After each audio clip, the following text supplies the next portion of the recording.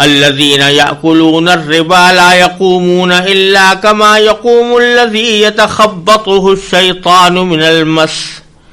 ذلك بأنهم قالوا إنما البيع مثل الربا وأحل الله البيع وحرم الربا فمن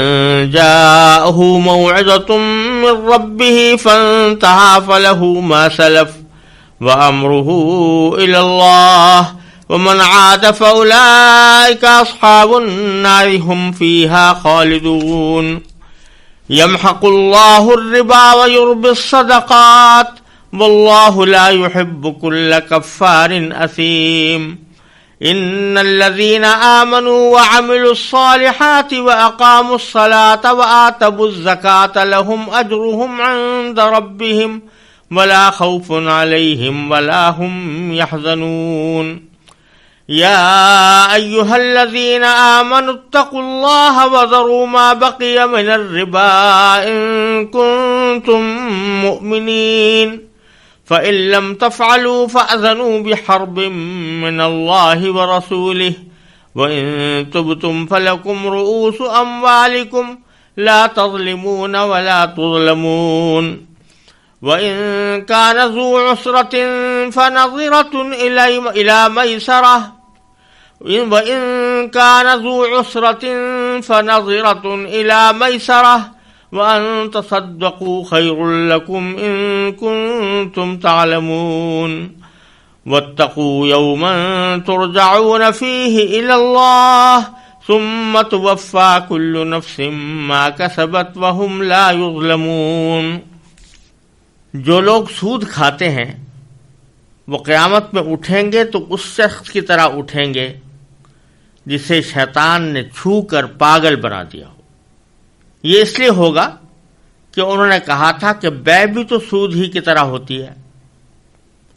حالانکہ اللہ نے بیع کو حلال کیا ہے اور سود کو حرام قرار دیا ہے.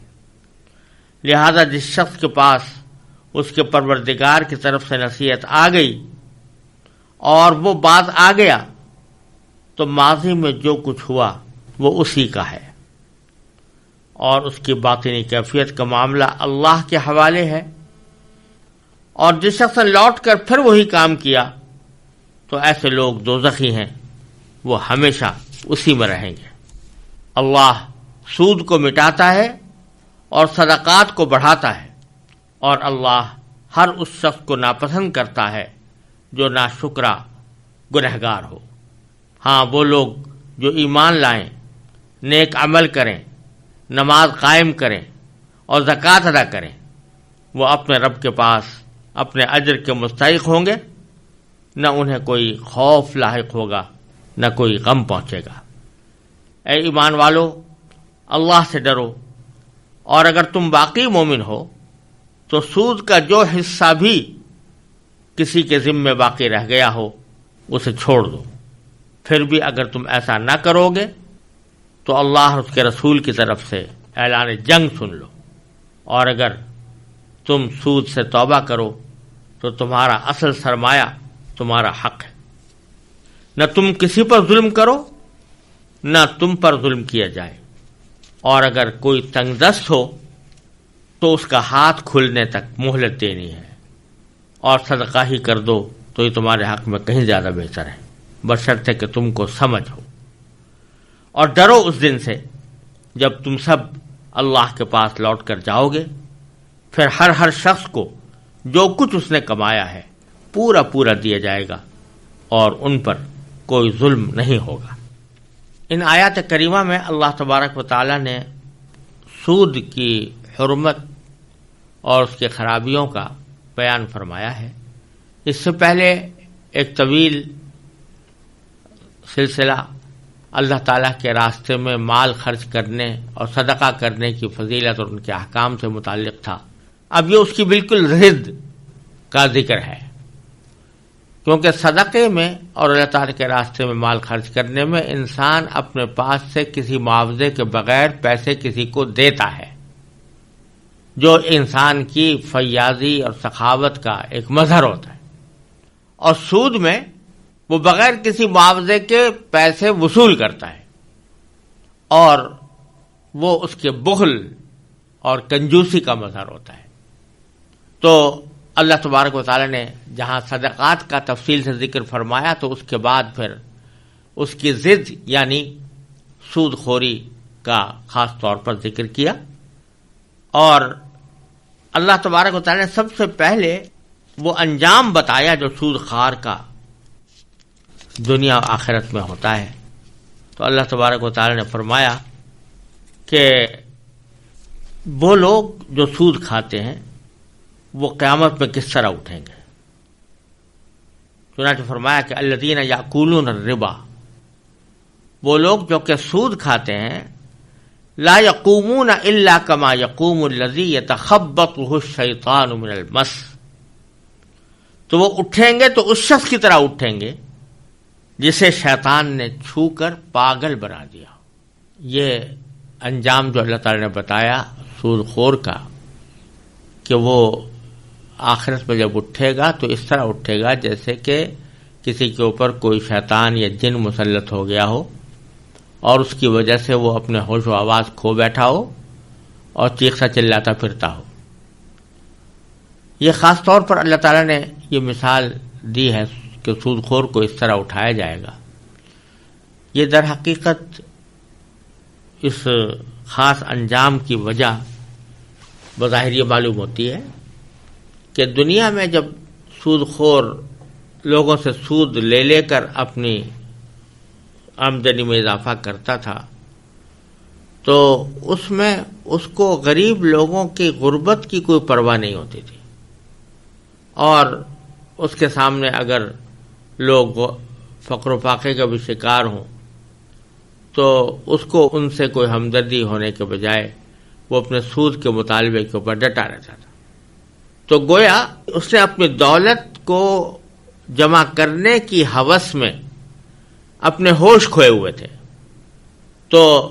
جس طرح وہاں دنیا میں اس نے دولت جمع کرنے کی خاطر اپنے ہوش و حواس کھوئے ہوئے تھے، تو اللہ تبارک و تعالیٰ اس کو آخرت میں بھی اسی حالت میں اٹھائیں گے کہ وہ ہوش و حواس گم کردہ ہوگا۔ پھر ایک تو پاگل ہوتا ہے جو کسی طبی وجہ سے اس کا دماغ درست نہ رہا ہو یا کسی بیماری کی وجہ سے بے ہوش ہو گیا ہو، لیکن یہاں اللہ تعالیٰ فرما رہے ہیں کہ نہیں، اس طرح کا بیمار بنا کر اس کو نہیں اٹھایا جائے گا، بلکہ ایسے شخص کی طرح اٹھایا جائے گا جس کو شیطان نے چھو کر پاگل بنا دیا ہو۔ شیطان سے مراد سرکش جنات ہیں کہ سرکش جنات وہ جب کسی کو چھوتے ہیں بعض اوقات تکلیف پہنچانے کے لیے تو اس شخص کی کیفیت بھی پاگل جیسی ہو جاتی ہے، اور اس میں ایک اضافی تکلیف یہ ہوتی ہے کہ جو آدمی مجنون ہے، بالکل طبی طور پر پاگل ہے، اس کے دماغ کی صلاحیتیں ختم ہیں، تو وہ بیچارہ دوسروں کے لیے تکلیف کا سبب بنتا ہے اور لوگوں کو تکلیف پہنچاتا ہے اپنے جنون کی وجہ سے، لیکن خود اس کو کسی تکلیف کا احساس نہیں ہوتا۔ وہ خود اب کوئی یہ احساس نہیں رکھتا کہ میں کوئی بیمار ہوں، نہ بیماری کی تکلیف کا اس کو احساس ہوتا ہے۔ اس کے برخلاف وہ شخص جس کے اوپر کسی جن یا شیطان کا حملہ ہو گیا ہو تو وہ اپنے ہوش و حواس بھی کھو بیٹھتا ہے، ساتھ ساتھ اس بات کی تکلیف بھی محسوس کرتا ہے کہ وہ اپنے معمول کی زندگی میں نہیں ہے۔ تو اللہ بچائے، وہاں پر سود خوروں کو آخرت میں اٹھانے کے لیے اللہ تعالی نے جو مثال دی ہے کہ وہ ایسی ہوگی جیسے کہ کسی کو جن نے چھو کر اور اس کو پاگل بنا دیا ہو۔ پھر اللہ تعالیٰ فرماتے ہیں کہ یہ جو ہم ان کا یہ انجام کریں گے تو اس کی کیا وجہ ہوگی؟ فرمایا ذالک بانہم قالوا انما البیع مثل الربا، یعنی ان کا جرم صرف اتنا نہیں تھا کہ وہ سود کھاتے تھے اور سود کھانے کو اپنے لیے جائز سمجھتے تھے، بلکہ ان کے گناہ کی کیفیت تھی کہ وہ اس گناہ کو گناہ سمجھنے ہی سے انکار کرتے تھے، اور جب ان کو اللہ تعالیٰ کے اس حکم کی اطلاع دی جاتی تھی کہ اللہ تعالیٰ نے سود منع کیا ہے تو اس کے جواب میں وہ کوئی شرمندگی کا اظہار کرنے کے بجائے یا اپنے کسی گناہ کا اعتراف کرنے کے بجائے وہ سینہ زوری سے یہ کہتے تھے کہ سود تو کوئی بری بات نہیں ہے، بلکہ ساتھ میں یہ کہتے تھے کہ سود بھی تو ایک ایسی شکل ہے تجارت کی جیسے کہ بیع ہوتی ہے، لہذا اگر بیع جائز ہے تو سود بھی جائز ہونا چاہیے۔ تو یہ مطالبہ وہ کرتے تھے کہ سود کو حلال کرنا چاہیے، بلکہ بات تو اصل میں کہنا یہ تھی کہ سود بھی تو بیع کی طرح ہے کہ سود جو ہے وہ اس میں ہم پیسے دے کر نفع حاصل کرتے ہیں اور بیع کے اندر کوئی سامان دے کر نفع حاصل کیا جاتا ہے۔ تو کہنا تو یوں تھا کہ سود بھی تو بیع کی طرح ہے، تو لہذا اگر بیع جائز ہے تو سود بھی جائز ہونا چاہیے، لیکن وہ ایک استہزاء کا انداز اختیار کرتے تھے، اور استہزاء کا انداز اختیار کر کے یہ کہتے تھے کہ بیع بھی تو سود ہی کی طرح ہے، لہذا اگر سود کو حرام کرنا ہے تو پھر بیع کو بھی حرام کرو، کیونکہ دونوں ایک جیسی چیزیں ہیں۔ تو اللہ تبارک و تعالی نے فرمایا کہ ان کا جو آخرت میں یہ برا انجام ہو رہا ہے یہ صرف اس وجہ سے نہیں کہ یہ سود کھاتے تھے، بلکہ اس وجہ سے کہ سود کے جواز کے اوپر دلائل پیش کرنے کے تیار تھے، اور وہ دلائل پیش کرنے کا انداز بھی تمسخر آمیز انداز تھا، اس لیے اللہ تعالیٰ نے ان کا یہ انجام کیا کہ وہ ان کو اس طرح کر کے اٹھایا۔ یہاں یہ سمجھ لیجئے کہ سود یا ربا جس کو عربی زبان میں کہا گیا ہے، اس کو اللہ تعالیٰ نے ہر جگہ جہاں پر بھی ذکر فرمایا تو اس کا مفہوم اہل عرب کے سامنے بالکل واضح تھا، اس میں کوئی پوشیدگی، کوئی ابہام اجمال نہیں تھا، اور اس کی کسی تعریف، باقاعدہ قانونی تعریف کرنے کی بھی ضرورت نہیں تھی، کیونکہ ہر شخص جانتا ہے کہ سود کیا چیز ہوتی ہے، اس واسطے کوئی تعریف کرنے کی ضرورت نہیں تھی۔ اللہ تعالیٰ نے شراب کی بھی تعریف نہیں کی، زنا کی بھی تعریف نہیں کی، جھوٹ کی بھی تعریف نہیں کی، غیبت کی بھی تعریف نہیں کی، وہ اس لیے نہیں کی کہ سب لوگ اس کے معنی سے واقف ہیں۔ اسی طرح ربا کی بھی تعریف نہیں کی، لیکن اس کا معنی سب جانتے تھے، اور یہ کہ ہر شخص کو معلوم تھا سود یا ربا ہر اس زیادہ رقم کو کہا جاتا ہے جو کسی قرض پر طے کر کے وصول کی جائے۔ ایک قرضہ کسی کو دیا گیا ہے تو اس میں اگر طے کر کے یہ بات وصول کی جائے کہ بھئی ہم تمہیں 100 روپے قرض دے رہے ہیں اور جب لیں گے تو 105 کر کے لیں گے، تو یہ 5 روپے جو ہیں یہ سود ہو گئے، اور اسی کو ربا کہا گیا۔ یہ بات بالکل واضح طریقے پر قرآن کریم سے بھی معلوم ہوتی ہے اور رسول اللہ صلی اللہ علیہ وسلم کی احادیث سے معلوم ہوتی ہے کہ سود ہر اس رقم کو کہتے ہیں جو قرض کے اوپر طے کر کے، باقاعدہ طے کر کے وصول کی جائے۔ اگر فرض کیجئے قرض کرتے وقت تو قرض دیتے یا لیتے وقت میں تو کوئی شرط طے نہیں کی تھی، بلکہ طے یہی ہوا تھا کہ جتنی رقم دی جا رہی ہے اتنی ہی واپس بھی کی جائے گی، لیکن جب ادائیگی کا وقت آیا تو جو مقروض شخص تھا اس نے قرضے کی اصل رقم سے کچھ زیادہ دے دیا اپنی خوشی سے، کوئی مطالبہ قرض خواہ کی طرف سے بھی نہیں تھا اور نہ کوئی باقاعدہ شرط طے ہوئی تھی، لیکن اس نے اپنی طرف سے خوشی سے کچھ زیادہ دے دیا۔ تو نہ صرف یہ کہ یہ سود نہیں ہے اور حرام نہیں ہے، لینے والے کے لیے لینا بھی جائز ہے اس کا، بلکہ مقروض کے لیے اس کو فضیلت کا سبب قرار دیا گیا ہے، اور اس کو حسن قضا کہتے ہیں، یعنی اچھی طریقے سے قرضی کی ادائیگی۔ اور یہ رسول اللہ صلی اللہ علیہ وسلم کا اپنا معمول بھی تھا کہ جب آپ کے ذمے کسی کا قرض ہوتا تو جب ادائیگی کا وقت آتا تو آپ اس کو کچھ بڑھا کر دیتے تھے، لیکن یہ بڑھا کر دینا نہ تو قرض کے معاہدے میں طے ہوتا تھا، نہ مقروض کی طرف سے کوئی مطالبہ ہوتا تھا، نہ کوئی ایسا رواج تھا کہ جس کو یہ سمجھا جائے کہ یہ بھی گویا مشروط کے حکم میں ہے۔ تو اس وجہ سے رسول اللہ صلی اللہ علیہ وسلم نے اس کا اہتمام فرمایا۔ لیکن آج بھی اگر کوئی شخص یہ کرنا چاہے تو بہت اچھی بات ہے، لیکن قرض میں طے کر کے یا کوئی ایسی صورت بنا کر کے جس سے وہ مشروط جیسا ہو جائے تو اس طرح جو دیا جائے گا وہ سود ہی ہوگا۔ تو انہوں نے جو قیاس کیا تھا بیع کے اوپر ربا کو، اور کہا تھا کہ جیسے بیع ہے ویسی ربا بھی ہے، دونوں کے درمیان کوئی فرق نہیں ہے، تو وہ اس لیے کہہ رہے تھے کہ بیع کے اندر کیا ہوتا ہے کہ کوئی آدمی اپنا کوئی سامان بیچتا ہے، جتنی لاگت پر اس نے لیا تھا اس سے کچھ نفع اپنے اوپر رکھ کر پھر بیچتا ہے، بلکہ اس میں یہ بھی ہوتا ہے، اور یہ رسول کریم صلی اللہ علیہ وسلم کے عہد مبارک میں بھی ہوتا تھا کہ کسی شخص نے کوئی سامان خریدا، سامان بیچا،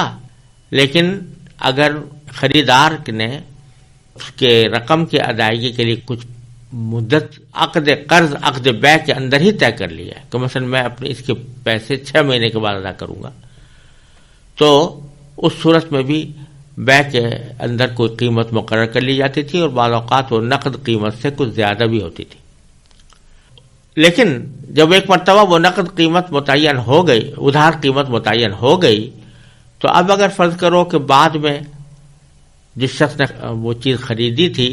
وہ وقت پر ادائیگی نہ بھی کرے، تب بھی قیمت میں کوئی اضافہ نہیں ہوتا تھا۔ تو ادھر جاہلیت کے لوگ یہ کرتے تھے، عرب کی جاہلیت کے لوگ یہ کرتے تھے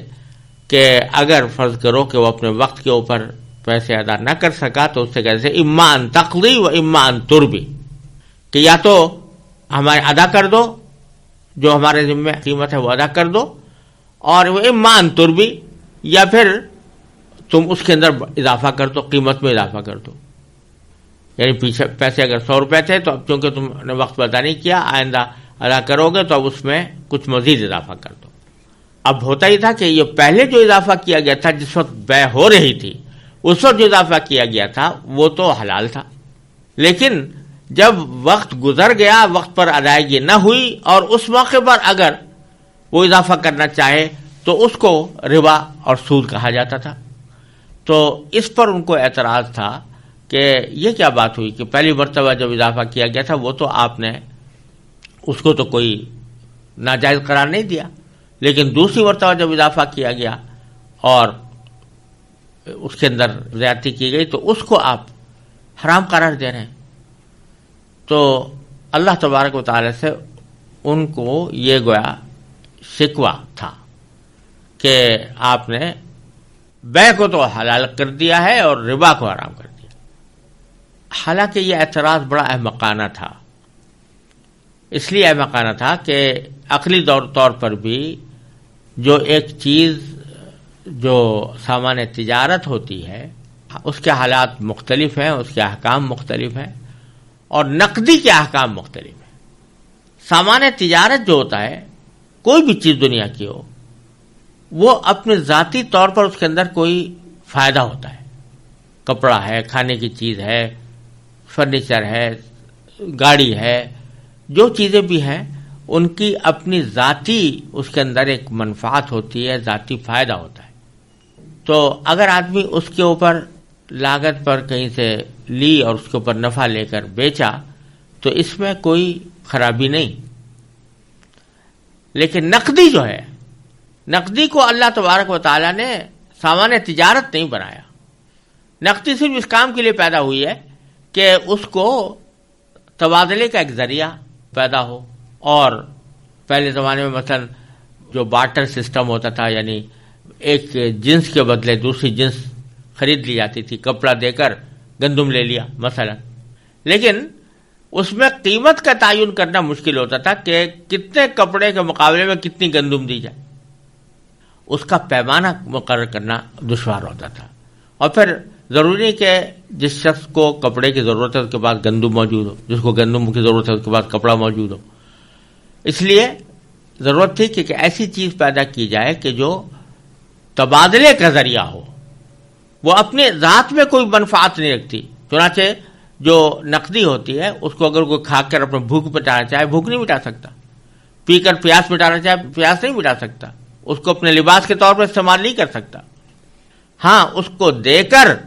کوئی چیز ایسی حاصل کی جا سکتی ہے جس سے نفع ہو۔ تو اس واسطے ان کا یہ اعتراض بالکل لغو تھا کہ بیع اور ربا دونوں ایک جیسے ہیں، کیونکہ بے ہوتی ہے سامان تجارت کی اور سود ہوتا ہے نقدی میں،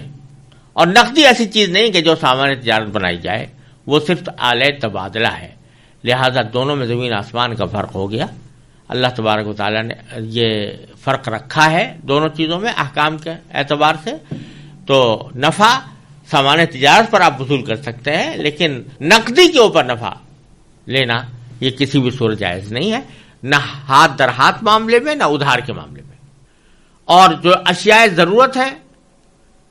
یا جن کو سامان تجارت کہا جا رہا ہے، تو اس میں نفع لینا جائز ہے، نقد سودے کے اوپر بھی اور ادھار سودے پر بھی۔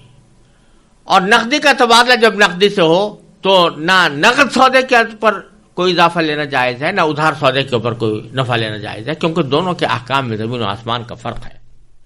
یہ بہرحال ایک اچھی خاصی فلسفیانہ بحث ہے کہ جو سامان تجارت اور نقدی کے درمیان کیا فرق ہے اور دونوں کے احکام میں کیوں فرق ہونا چاہیے۔ میں نے اپنی متعدد تحریروں میں اس کو واضح کرنے کی کوشش کی ہے۔ جو حضرات اس بارے میں مزید تفصیل جاننا چاہیں تو میری کتاب جو سود پر تاریخی فیصلہ کے نام سے اردو میں شائع ہوئی ہے، اور انگریزی میں وہ اصل میں سپریم کورٹ آف پاکستان میں جو فیصلہ میں نے سود کے بارے میں لکھا تھا، اس کے اندر بھی اس پہلو کے اوپر بہت تفصیل کے ساتھ بحث ہے۔ اور موجودہ معاشی بحران کے دوران ایک مقالہ میں نے لکھا تھا جو اس معاشی بحران کے اسباب اور علاج سے متعلق تھا، اس میں بھی اس پہلو کو نہایت تفصیل کے ساتھ واضح کیا ہے۔ جو حضرات دلچسپی رکھتے ہوں تو اس سے رجوع کر سکتے ہیں۔ بہرحال ان کا یہ اعتراض کہ بے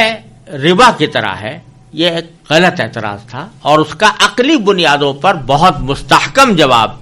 دیا جا سکتا تھا اور دیا گیا ہے۔ لیکن یہ بات دیکھنے کی ہے کہ اللہ تبارک و تعالی نے یہ جواب دینے کے بجائے، یعنی بے اور سود کے درمیان فرق بیان کرنے کے بجائے، اللہ تعالیٰ نے ایک حاکمانہ جواب دیا۔ یعنی اللہ تعالیٰ چاہتے تو کہہ دیتے کہ بھئی تم بہت غلط فہمی میں پڑ گئے ہو، بے اور چیز ہوتی ہے، سود اور چیز ہوتی ہے، دونوں کے درمیان زمین آسمان کا فرق ہے، فلاں فلاں فرق ہے، تفصیل سے اللہ تعالیٰ بتا سکتے تھے۔ لیکن اللہ تعالیٰ نے یہ کچھ نہیں بتایا، بلکہ انما وَأَحَلَّ اللَّهُ الْبَيْعَ وَحَرَّمَ الرِّبَا، بس یہ فرمایا کہ اللہ نے بے کو حلال کیا ہے، ربا کو حرام کیا ہے، لہذا دونوں میں کوئی مناسبت نہیں ہے۔ یہ حاکمانہ جواب ہے، اور اس لیے دیا کہ در حقیقت یہ جتلانا مقصود ہے کہ جب اللہ تعالیٰ نے بے کو حلال اور سود کو حرام قرار دے دیا ہے، تو ایک بندے کا کام یہ نہیں ہے کہ وہ اللہ تعالیٰ سے اس حکم کی حکمت اور اس کا فلسفہ پوچھتا پھرے، اور عملاً یہ کہے کہ جب تک مجھے اس کا فلسفہ سمجھ میں نہیں آ جائے گا میں اس حکم پر عمل نہیں کروں گا۔ واقعہ یہ ہے کہ اللہ تعالیٰ کے ہر حکم میں یقیناً کوئی نہ کوئی حکمت ضرور ہوتی ہے، لیکن یہ ضروری نہیں ہے کہ وہ ہر شخص کی سمجھ میں آ بھی جائے۔ لہذا اگر اللہ تعالیٰ پر ایمان ہے تو پہلے اس کے ہر حکم پر سر تسلیم خم کرنا ہوگا، اس کے بعد اگر کوئی شخص اپنے مزید اطمینان کے لیے اس حکم کی حکمت اور اس کا فلسفہ سمجھنے کی کوشش کرے تو کوئی حرج نہیں، لیکن اس پر اللہ تعالیٰ کے حکم کی تعمیل کو موقوف رکھنا ایک مومن کا کام نہیں ہے۔ یہ در حقیقت اللہ تعالیٰ واضح کرنا چاہتے ہیں کہ تمہیں در حقیقت پوچھنے کا حق نہیں ہے۔ یہ کچھ ایسی بات ہے جیسے کہ آپ یوں سمجھیں کہ اگر آپ نے کوئی ایک گھر کی خدمت کے لیے نوکر رکھا ہو اور آپ اس نوکر کو حکم دیں کہ تم میرے لیے 10 کلو گوشت لے کے آ جاؤ، وہ نوکر پہلے یہ پوچھے کہ پہلے مجھے یہ بتائیے کہ آپ 10 کلو گوشت کیوں منگا رہے ہیں، جبکہ آپ کے یہاں گھر میں اتنے آدمی نہیں ہیں کہ 10 کلو گوشت ان کے لیے ضروری ہو۔ تو جو نوکر تعمیل حکم کے بجائے یہ سوال کرے کہ آپ نے یہ حکم کیوں دیا اور ہر چیز کی علم پوچھنے کی کوشش کرے، تو وہ نوکر اس لائق نہیں ہے کہ اس کو نوکر رکھا جائے۔ حالانکہ وہ نوکر بھی انسان ہے اور حکم دینے والا بھی انسان ہے، لیکن اللہ تبارک و تعالیٰ کے مقابلے میں سارے انسان اس کے بندے ہیں، غلام ہیں. غلام نوکر تو نہیں، غلام ہے. نوکر سے بھی بہت نیچے درجے کی چیز. غلام بھی نہیں، بندے ہیں، اللہ تعالیٰ کے بندے ہیں. اور دونوں میں کوئی مناسبت بھی نہیں. اللہ تعالیٰ کا علم غیر متناہی، بندے کا علم متناہی، سمجھ متناہی. تو یہاں اگر بندہ یہ کہے کہ جی میں اس وقت تک آپ کے حکم پر عمل نہیں کروں گا جب تک کہ مجھے اس کی حکمت معلوم نہ ہو، تو اس سے بڑی حماقت اور کیا ہوگی، اس سے بڑی بے عقلی کیا ہوگی. اس لیے اللہ تعالیٰ نے ان کو ان کے عقلی اعتراض کا عقلی جواب دینے کی بجائے حاکمانہ طور پر فرمایا احل اللہ البیع وحرم الربا، اللہ نے بے حلال کی ہے، ربا حرام کیا ہے. ماننا ہے تو مان لو، ورنہ تمہارا انجام خراب ہوگا. یہ اللہ تبارک و تعالیٰ نے فرما کر یہ بتلا دیا. ایک تو یہ بات واضح کر دی کہ اللہ تعالیٰ کے حکم کے آگے کیوں کا سوال کرنا یہ بندے کا کام نہیں. دوسرے کہ جو لوگ اس قسم کا سوال کرتے ہیں اور اللہ تعالیٰ کے حکم کو ماننے کے بجائے اس کے اوپر معترض ہوتے ہیں، اعتراض کرتے ہیں، تو ان کا انجام آخرت میں یہ ہے کہ ان کو اس طرح اٹھایا جائے گا جیسے کہ کوئی ایسا شخص جس کو جن لپٹ گیا ہو یا شیطان لپٹ گیا ہو اور اس نے اس کو پاگل بنا دیا ہو. اللہ تعالیٰ ہر مسلمان اس انجام سے محفوظ رکھے. پھر اللہ تعالیٰ فرماتے ہیں فمن جاءہ موعظۃ من ربہ، کہ اب جس شخص کے پاس اس کے پروردگار کی طرف سے نصیحت آ گئی، یعنی پروردگار نے کہا کہ سود کا معاملہ چھوڑ دو، فنتہا، پھر وہ باز آ گیا، یعنی اس نے سود کے معاملات ترک کر دیے. فلہ ما سلف، تو ماضی میں جو کچھ ہوا وہ اسی کا ہے. یعنی مراد یہ ہے کہ جب تک سود کے حرام ہونے کا اعلان نہیں ہوا تھا، اس سے پہلے بہت سے لوگوں نے سودی معاملات کر رکھے تھے اور وہ سود کھا پی کے ختم بھی ہو چکا تھا.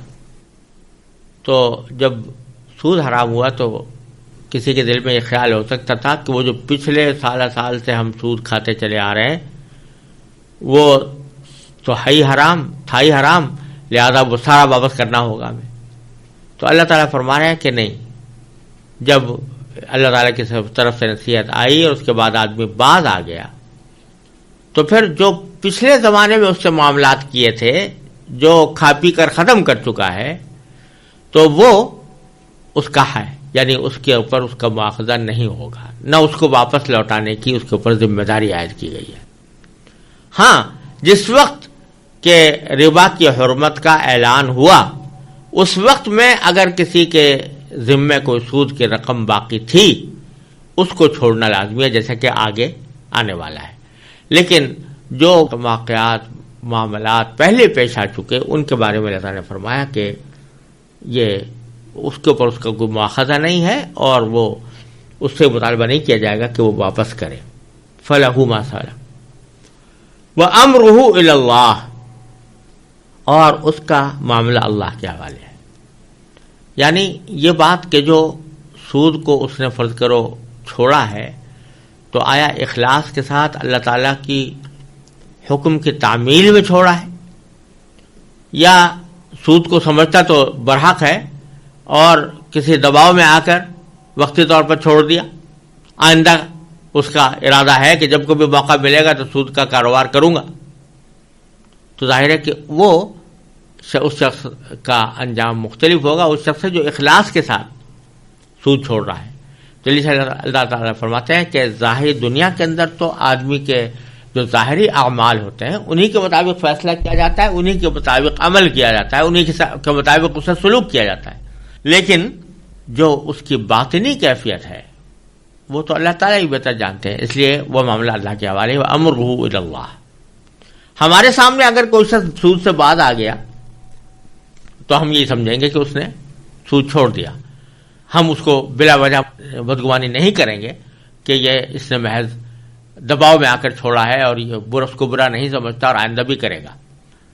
لیکن اللہ تعالیٰ کو جانتے ہیں، لہذا اس کا معاملہ اللہ کے ساتھ، یہ مطلب ہے وَأَمْرُهُ إِلَى اللَّهِ، اور اس کا معاملہ اللہ تعالیٰ کے ساتھ ہے، اللہ تعالیٰ کی طرف ہے۔ وَمَنْ عَادَ، اور جس شخص نے لوٹ کر پھر وہی کام کیا، یعنی وہی سود لینا شروع کیا، تو ان کے بارے میں فرمایا کہ فَأُولَٰئِكَ أَصْحَابُ النَّارِ، تو ایسے لوگ دوزخ کے باسی ہیں، ہم فیہا خالدون، وہ اسی میں رہیں گے۔ یعنی مطلب یہ ہے کہ جن لوگوں نے حرمت سود کو تسلیم نہیں کیا اور وہی اعتراض کرتے رہے کہ بے اور سود میں کوئی فرق نہیں، اور وہ کافر ہونے کی وجہ سے ابدی عذاب کے مستحق ہوں گے، کیونکہ وہ انہوں نے مانا ہی نہیں، قرآن کے حکم کو نہیں مانا، رسول کریم صلی اللہ علیہ وسلم کے ارشاد کو نہیں مانا، تو وہ کافر ہے، مسلمان ہے ہی نہیں۔ لہذا اللہ تعالیٰ نے فرمایا کہ وہ دوزخ کے باسی ہیں اور اس میں ہمیشہ رہیں گے۔